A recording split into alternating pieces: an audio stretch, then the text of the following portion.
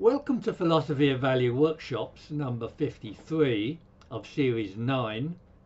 The question for today is, does God exist, or does the idea of God signify something more profound? Reading from one of my works, The Pursuit of Value, Chapter 3, Section 2. So in these workshops, I'm working out a formulation and possible resolution of the question of human existence. But that requires definitions of both human existence and its supposed problem, as well as a solution. I previously defined human existence in terms of consciousness and value as its most fundamental form. The basic problem or problems of consciousness were explained in terms of its structures, and a solution has been presented in terms of a certain quality or sufficiency of value. All this needs to be explained and has been explained elsewhere, yet it is the backdrop for understanding religion and the idea of God. Religion is mankind's earliest attempt to make sense of the world, and for this reason it has advantages as well as disadvantages. The disadvantages are obvious. It has little or no access to science, psychology, or philosophy. But its advantages are less obvious. They are, as modern philosophers often yearn for, a fresh start, unencumbered by conceptual clutter, as well as unconscious insight and intuition, unrestricted by logical reason and the facts of science. It is a fact that fact and reason can impede imagination and insight, as well as enhance them. The insights of religion are hidden in plain sight. For instance, the idea of God as mankind's highest value is assumed by the likes of St. Anselm, Descartes, and Leibniz. Feuerbach's revolution stood this view on its head, with God as mankind's projection of himself. Now, mankind finds that he is the true object of that vicarious process of value, and hence the synthesis between religious and philosophical solutions in terms of value. But the philosophical solution offered here is explicit and provides a comprehensive explanation of human existence. For example, as above in terms of value, the religious idea of God is the believer's highest conceivable value. And again, ethical principles are also values that provide moral guidance. And a meaningful life is also a valuable and worthwhile life. And every purposeful human activity can also be explained in terms of value. So I have presented my conclusion even before I have explained it, that I have to do now. But that explanation involves arguments for and against the existence of God as traditionally conceived. So I will begin by discussing traditional arguments about God before getting back to my objective.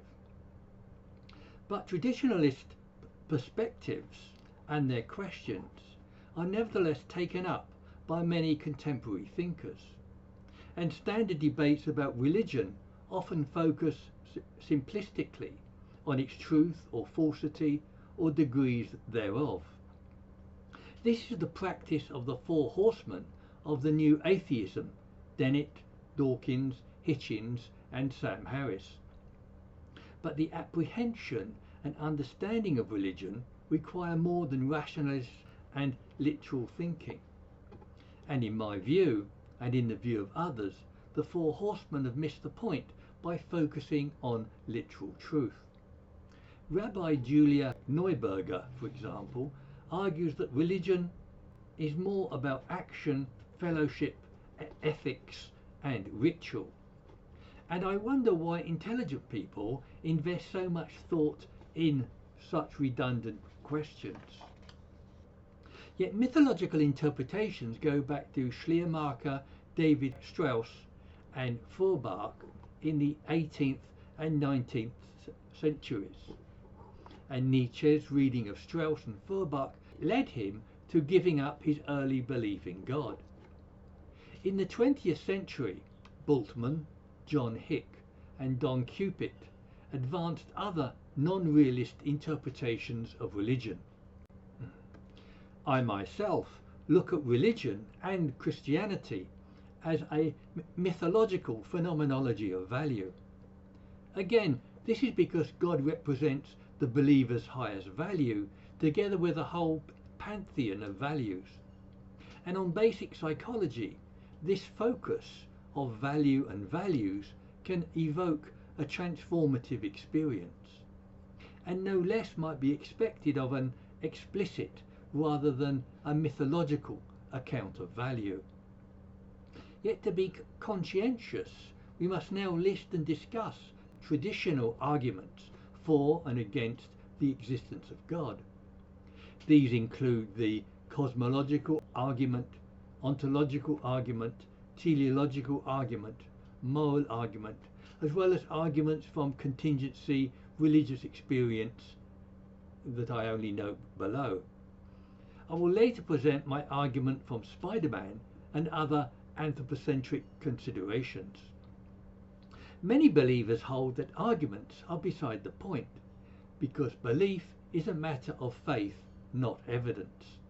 But this is disingenuous, because faith is instilled by some reason, even if believers don't recognize it. Yet the overwhelming problem with traditional arguments for and against the existence of God is that they are constructed on theological and traditionalist concepts and presuppositions, such as how the mind works or the function of value and its purpose. The first argument for God's existence we can look at is the cosmological argument. This is based on facts and observations about the universe, such as change, causation, contingency, and finitude. It is also called the Kalam cosmological argument, after Kalam, which is a medieval Islamic scholasticism. The argument holds that whatever comes into existence has a cause. The universe has come into existence, therefore the universe has a cause, and the ultimate cause or explanation of everything must be God. The cosmological argument often enlists Leibniz's powerful principle of sufficient reason. This is that everything must have adequate grounds, cause, or explanations of existence, or there must be at least be the possibility of explanations for everything. Taking advantage of Leibniz's principle, the cosmological argument has sometimes been put in the following way. The universe is a contingent entity, and it could not have come into existence by itself. The universe also did not exist infinitely in the past, so it must have had a beginning. So the most likely creator of the universe, time and space, is God. But the cosmological argument involves a number of presuppositions or even assumptions. Firstly, as Hume has shown, the idea of causality is much more obscure and less understood than supposed. And the idea of a first cause is so much more obscure as to be obfuscatory in this argument. Secondly, the idea of a first cause is susceptible to the question of what caused God. It seems to be a theological assumption that the first cause must be God. Moreover, in the age of physics, scientific theories of cosmological origins are available.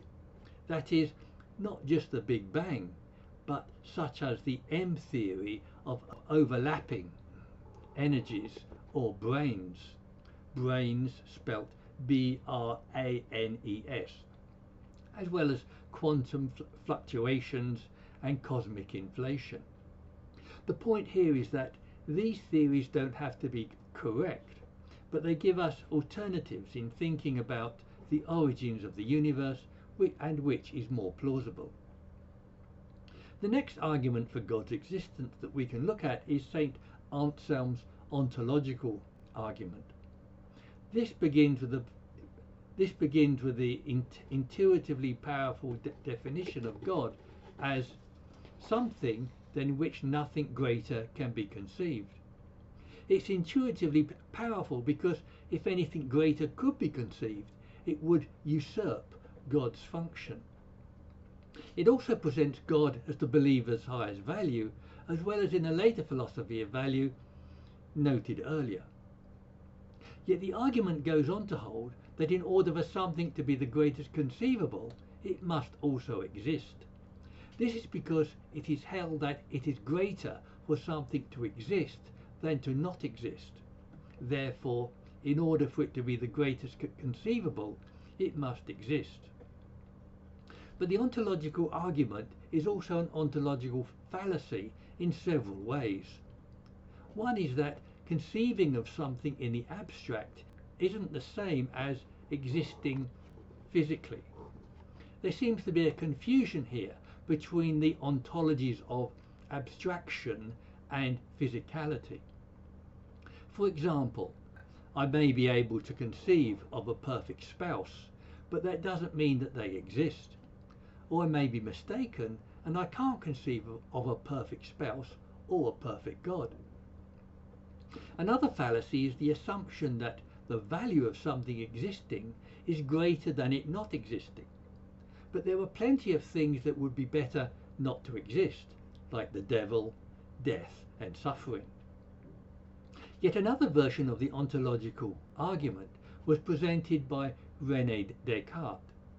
Descartes held that because we can have a clear and distinct idea of a perfect being, we can infer that he exists. But again, such a clear and distinct idea can be easily challenged by psychology and error theory. And the charge of confusion between abstraction and physicality can also be made. But the ontological argument is interesting because it reveals a number of fallacies, like the circularity of assuming that a God exists, confusing the ontologies of abstraction and physicality, and assuming the value of existence and the epistemological status of our thoughts. The next argument to look at is the teleological argument, that is also known as the argument from design. Somewhat like the ontological argument, the teleological argument also has a rationalistic basis. That is, the complexity and design of the natural world implies purpose, design, and the designer, who is God. The earliest rigorous version of this argument is given by Thomas Aquinas. Aquinas holds that natural bodies lack knowledge, but nevertheless act for beneficial results. Yet such results cannot be achieved fortuitously, but only by design given by God. But the amazingly complex results of nature can now be explained by evolution, which refutes Aquinas' thinking, and his view that nature lacks knowledge of a kind is proven wrong by genetically directed action. Aquinas' argument also relies on claims about explanations of ends and purposes given by Aristotle. But Aristotle misunderstood value theory in holding that physical objects had purposes. Yet the function of the eye is often used as an example of something that cannot evolve but must appear whole. But the eye has been explained in evolution from light-sensitive skin to a more complex light receptors. William Paley posed the argument from design slightly differently in the form of an analogy. He argued that if we found a watch, its complex and intricate mechanism implies a watchmaker. So the complex and intricate mechanism of the world similarly implies the existence of a creator. Bishop Butler made a similar argument in his book The Analogy of Religion. But David Hume presented serious challenges to these arguments from design and analogy. Hume criticizes these arguments in two ways. Firstly, he rejects a direct analogy between the natural order and human artifacts. For example, in the case of a house, we know it had a builder, but we don't know the origins of nature. Therefore, these differences are too great to warrant an argument from analogy. Secondly, Hume argues that even if nature and human artifacts had similar causes, this won't prove a perfect God. He holds that the argument doesn't warrant the inference of a single, all-knowing, beneficent creator God. And as noted, evolutionary theory has since provided natural explanations of the natural world. Yet intelligent design is the even less credible view that living organisms were created in their present forms. But a more credible view is that fine-tuning of the universe's physical constants is evidence for God, or that cosmological constants like gravity, the speed of light, and the periodic table were set up by God. It is argued that even if these differed even slightly, then the universe and life could not exist. So it's almost infinitely probable that these constants were set up by God. But in a universe of infinite possible worlds, these worlds exist, but not in actuality, because they don't work. And as Hume implied, such arguments say nothing of a moral, all good and loving God needed by believers. Yet the idea of an all good and loving God brings us to the moral argument for God's existence. It is different from the cosmological and the teleological arguments, as it's not based on scientific evidence. And it is basically the idea that God's existence is the explanation of objective moral truths. But the argument assumes that moral truths do exist beyond individual preferences, beliefs, or opinions. And again, we can't know the extent of God's creative ability, or whether there is or can be a lawgiver.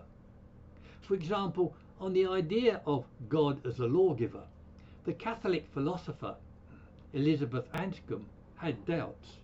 She argued that the ethical ideas of duty, obligation, and law as given by God have weakened or have been rejected, and she advocated replacing these principles with particular virtues, as in Aristotle's virtue theory. A classical objection to the moral argument is found in Plato's Euthyphro dialogues with Socrates. The dilemma Euthyphro faced is this: is a good thing simply good because the gods say it is? Or do the gods say a thing is good because of some other quality that it has? If something is good because the gods say it is, then the gods can say that evil is good. But if something is good in itself, then we don't need the gods or God to justify it. Yet establishing a sound theoretical basis for moral values is certainly a problem facing modern mankind. But this doesn't mean that God has to exist to supply that explanation as a kind of God of the gaps. And principles of practical and applied ethics have been more secure than they have ever been. Neither does this mean that objective moral values must exist. Moral anime is possible. Yet all this also doesn't mean that moral normativity cannot be established. And I have argued extensively for such in my own value theory ethics. Another argument that makes reference to value theory, albeit unwittingly, is an argument from contingency. The argument from contingency is made by Frederick Copleston, S.J., and author of a famous 1,500-page book, A History of Philosophy, and member of Campion Hall, Oxford, where I was a student. His argument is basically that finite human beings must find the reason and purpose for their existence in God. In short, he argues that since no object or experience contains within itself the reason for its existence, this reason, the totality of objects, must have a reason external to itself. And this reason must be a being which contains within itself the reason for its own existence. And this being, which is sufficient in itself, must be God. Bertrand Russell described this argument as a nest of confusions. One of them is a conflation of two meanings of reason as purpose and cause. Another is a false attribution of purpose in different ways to the physical world and to people. Yet more skeptically, I argue that we should find purpose for our existence within ourselves. I have done this extensively elsewhere and don't have time to do this again here. Yet, contrary to that view, the above are the main traditionalist arguments for the existence of God. And again, they only seem plausible in traditional context, which lack modern science and philosophy. Just as disconcerting is the opposing literalist view of the four horsemen of the new atheism. Yet even here we see the emergence of an anthropocentric perspective replacing the religious view.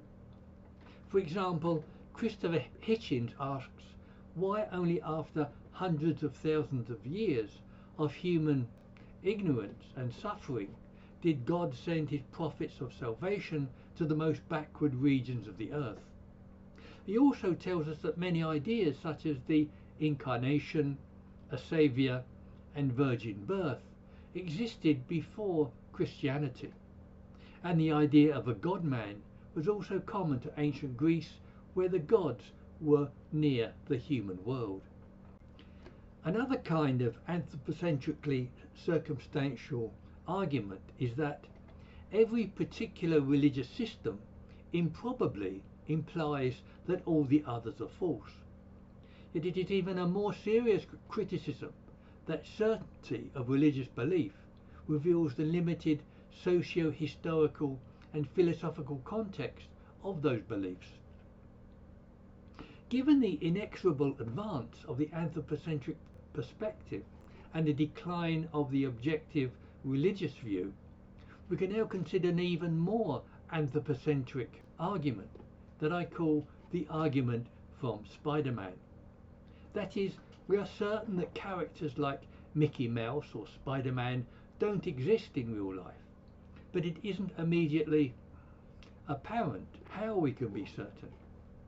Yet we can apply this thinking to religious belief. We are sure that Spider-Man doesn't exist, but because we understand the circumstances of his emergence. That is, we understand the historical origins of where the stories come from. We understand their social functions for children and their role in comic books. We also understand their psychological satisfactions and the motivations of their creators. Infants cannot, but adults can grasp these things so well that we can be certain that Spider-Man does not exist. And for the same reasons, as well as philosophical objections, we can be certain that God does not exist. That is, the historical, social, and psychological circumstances of the idea of God can be understood. I will briefly explain these three kinds of reasons shortly. But after all these are considered, there are no reasons left to suppose that God exists. and there is every reason to suppose that God does not exist. Yet in reply, it has been suggested that such characters may be based on real people, as in the religious story. But consider the development of a fictional character in art, literature, or theatre. We decide where he comes from, what he does, and other aspects and subtleties of his personality. The conjecture that this hitherto fictional character is in fact a real person would be a bizarre leap of fantasy. Yet this is the position of belief in a God whom we have also created out of human needs and circumstances. A historical development is seen from animism to polytheism to monotheism and arguably to Christianity. Animism endows activities of animals and the movements of nature with human or supernatural qualities. Its sacred objects consist of the feared, hunted and the desired, the forces of nature and the beasts pursued. Animism has opaque capacities of self-awareness and makes unclear distinctions between mind and matter. Yet this provides the satisfactions of a oneness and unity with nature, as in a pre-fall state in Genesis. The gods of polytheism reflect particular values which take on more human-like attributes. Gods embody features such as war, death, life, love or wealth, or are humanized as Apollo and Zeus. Each god comes to represent a particular value. Monotheism brought aspirations and beliefs together within a single and unified perspective. Again, we would expect this integration to produce tremendous intellectual and psychological satisfaction, as well as producing a unified experience of value of a certain quality, power and substance. Moreover, different forms of monotheism also cater to slightly different value systems. For example, Judaism provided a concept of God as creator and lawgiver. Islam produced an emphasis on unity, universality and transcendence. And Christianity emphasized human subjectivity, compassion and moral intention. This account is a historical explanation of the idea of God. Social explanations of religion, such as Max Weber's and Emil Durkheim's, have proliferated in modern times. Durkheim regarded society as an expression of an underlying religious reality and sacred cosmos. Thomas Luckmann and Peter Berger then built on the work of both Weber and Durkheim. In Berger's view, mankind is in a relation with a society that it creates, which also forms and supports him. It does this by holding back the threats of disorder, meaninglessness and death.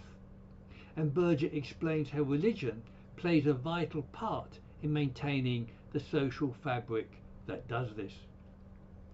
Berger employs a familiar three-phase process of externalization, objectification and internalization. This transforms society from a collection of individuals into a structure that gives direction and meaning. The individual externalizes his thoughts, values and behavior by reaching out to society and interacting with others. This behavior then becomes social practice, which, taken as the natural order of things, becomes objectified. But an individual must then internalize this objectification to avoid alienation and meaninglessness. Berger describes this internalization of objectified mores as a personalized world, or nomos. But to reinforce that nomos, the individual needs his own conception of an objectified world or cosmos. To this end, Berger held that this legitimization of the social world is best performed by religion. That is, religion is held to be objective, with social implications that is internalized. Berger describes the whole process of objectification and internalization as a theodicy, and this is a credible sociological explanation of a religious belief in God. Psychological explanations such as Freud, Jung and Erich Fromm have also become prominent in modern times. Yet Ludwig Feuerbach's psychological projection theory also remains very compelling and relevant. That is, mankind doesn't understand himself as he is, so he projects his understanding outside of himself. So mankind understands himself not as himself, but in terms of spirits, gods, and God. Yet Feuerbach complements Berger's externalization and objectification of the social self, which is then internalized. With Feuerbach, man projects his being into objectivity and then again makes himself an object to this projected image of himself, unquote. Berger's account is a social projection theory that expresses one aspect of religion, and Feuerbach's is a psychological projection theory. Yet these theories complement each other in understanding religious belief. So Feuerbach's view that knowledge of God is self-knowledge offers another avenue for human insight. That is, God is the mystery through which mankind comes to understand the mystery of himself. And similarly, mankind's perception of God's love is thereby mankind's own self-love. But Feuerbach also claims that this projection of love and self-knowledge makes mankind an object to his God. This implies that religion demeans mankind because the greatness of God derives from the diminishment of mankind, and value and purpose is seen as coming from God, not from their true human origins. This leads Feuerbach to view religion as something that should never have happened. Yet Feuerbach holds Christianity as the highest religion because it worships mankind's true object of value, himself. Christianity does this because God becomes man and Christ is a mythological representative of all mankind. Again, this provides the satisfaction of valuing the true object of value, even if in symbolic form. Yet for Feuerbach, the next step is humanism in recognizing mankind's true object of value. We can go beyond Feuerbach to find even more insights about the human condition in the idea of God. The nature of God is regarded as ineffable, but it is well defined by both scripture and human aspiration. Firstly, theologians define God as a self-sufficient, necessary being, a first cause and ground of existence. Divine characteristics are those of omniscience, omnipotence and supreme good. It's significant in this presentation at least that all these expressions are of sufficiency. Secondly, the underlying point here is that God is the believer's highest value. Yet the idea of God as the believer's highest value is almost a truism, and notably endorsed by people like St. Anselm, Descartes, Spinoza, Leibniz, and even Feuerbach himself. And the idea of God as the highest value makes his characteristics highly treasured aspirations. Thereby, integrating these two ideas, God mythologically represents both sufficiency and highest human values. Integrating sufficiency and the highest value into one principle, we get the notion of value sufficiency. This is of course convenient for my own philosophical position, yet it need not be less true because of that. Following Feuerbach's lead, my additional point is then that God represents a metaphor for value sufficiency. This is a principle extruded from human experience, but hidden in religious mythology. Yet this principle has also been revealed by religious mythology, and is now explicated explicitly by philosophical analysis as a principle of life. In conclusion, the purpose of this presentation, all these explanations of the religious belief in God, does not reinforce that belief, but radically undermines it, particularly with respect to mankind's highest value and values. Amongst additional arguments, we first looked at the cosmological argument, or God as the first cause, but this was undermined by modern science, questions about causality, and about what caused God.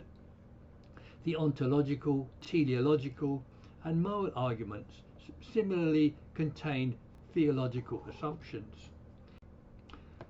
These assumptions led to adopting a more anthropocentric perspective offered by Christopher Hitchins and others.